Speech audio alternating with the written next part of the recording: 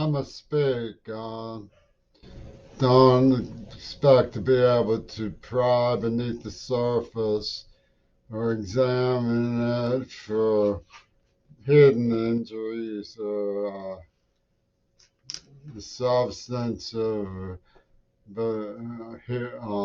discriminate um,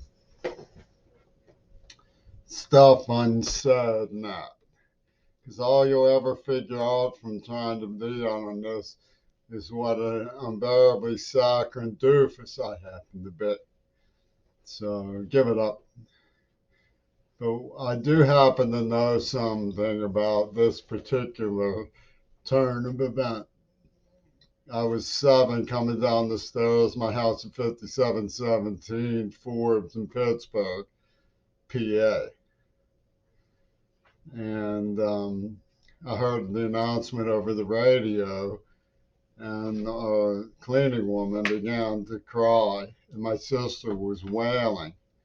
And so I asked, who was he? Who was he? And she was going, shut up, shut up. I eventually found out from a number of different sources. I was a joyous child when it came to getting attention from black people. That's the plain and simple. But I do also remember the way that people began to brainwash me with ugly things about one another and all that too. So, it gets all mixed up in people's heads because Dick Gregory was around selling his humor, which was caustic, dark humor, gallows humor in those days, and there was a lot of other stuff happening. But they took me to a movie at the Stanley Theater, which was packed a few months later, and I got the picture. That dude, dog tears that guy's sleeve off and stuff. And that affected me as a child. I understood it instinctively that we were up against something that was pretty heavy and wrong. Segregation, it was called. In fact, if I had ever put together the girl who sent me those letters about that day, why they did it was a segregationist instead of falling for her charming I love you stuff, I might have been able to discriminate that she was a problem a little sooner than I did. But anyway, Martin Luther King's best friend, Ralph Abernathy, came up to me at the William Pitt Student Union, came over to me and took my hand. Now, I suppose if you met Geronimo, you wouldn't jump up and down, oh, he's trying to make himself look big by saying he met Geronimo. I'm not trying to make myself look big. I'm here to testify that his hand reminded me of Luigi Pavarotti's voice. I saw him in a small Carnegie Hall with a fellow whose mother was in the fellow. He got good tickets. They said God kissed his vocal cords, is what they used to say. Well, that was like what Ralph Abernathy's hand felt like, was that God had kissed it. And whatever love and soul force instead of gray went through Martin Luther King came out. And I felt it. I mean, I admittedly was a scarecrow by comparison, but I'm not trying to make a comparison. You are.